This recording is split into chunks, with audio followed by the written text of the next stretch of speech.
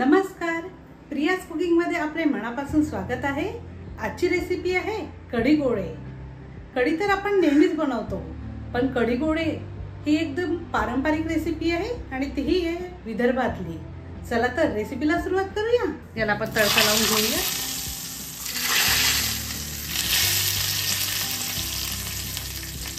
Nagpur special recipe आपली ready झालेली आहे।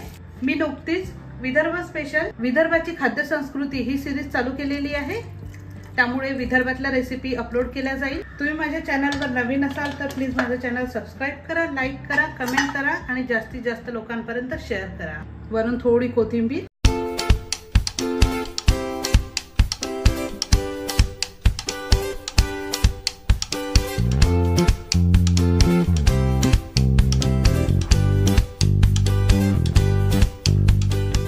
तुरीच्या दाण्यांचे कढी गोळे बनवण्याकरता मी तुरीचे दाणे स्वच्छ धुवून घेतलेले आहेत। आता सध्या हिवाळा आहे, त्यामुळे तुरीचे दाणे, तुरीच्या शेंगा खूप प्रमाणात उपलब्ध आहे। त्यानंतर आपण मिक्सरच्या पॉटमध्ये हे तुरीचे दाणे घालून घेऊया। त्यानंतर यातच थोडी कोथिंबीर, 1 चमचा जिरे, त्यानंतर 3 ते 4 हिरवी मिरची अशा पद्धतीने मी तोडून घालते आहे।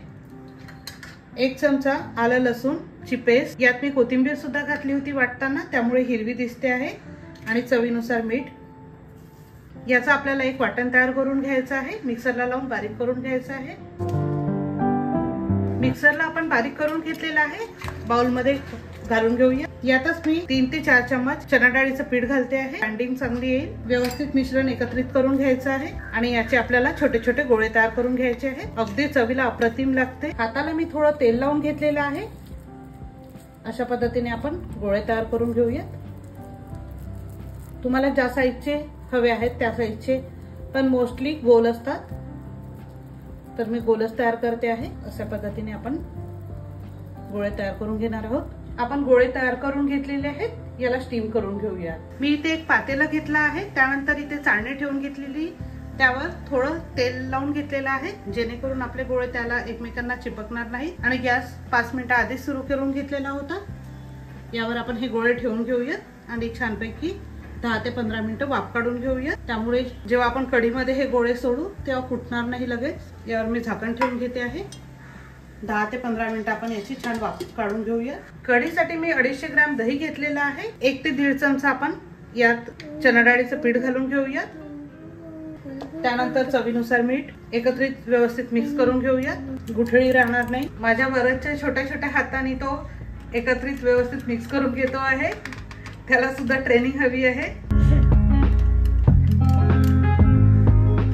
दही आपण व्यवस्थित मिक्स करून घेतलेले आहे। कढी फोडणी घालून घेऊया। कढईमध्ये मी 2 चमचे तेल घालून घेते आहे। तेल छान तापलं आहे। थोडे जिरे, थोडी मोहरी छान तडतड लागली की 1 मिरची, त्यानंतर काही लसूणच्या पाकळ्या मी बारीक चिरून घेतल्या होत्या। त्यानंतर थोडं आलं किसून घेतलेलं होतं, त्यामुळे खूप छान चव येईल। आणि अर्धा चमचा मी हिंग घालते आहे। व्यवस्थित आपण मिक्स करून घेऊया। त्यानंतर कढीपत्ता,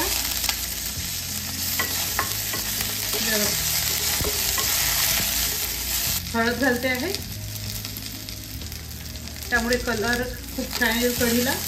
यातच मी पाणी घालते आहे। याला छान उकळी काढून घ्यायची आपल्याला।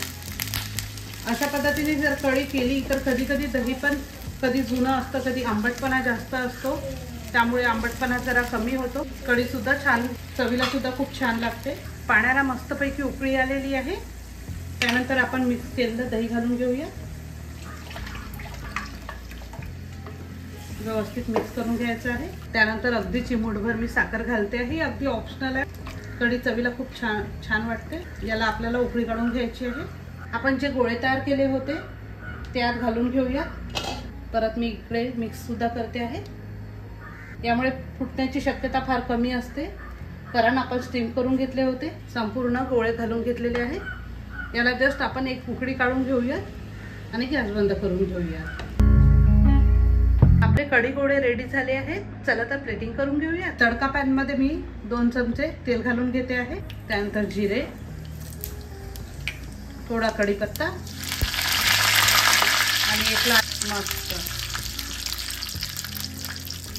याला आपण तडका लावून घेऊया.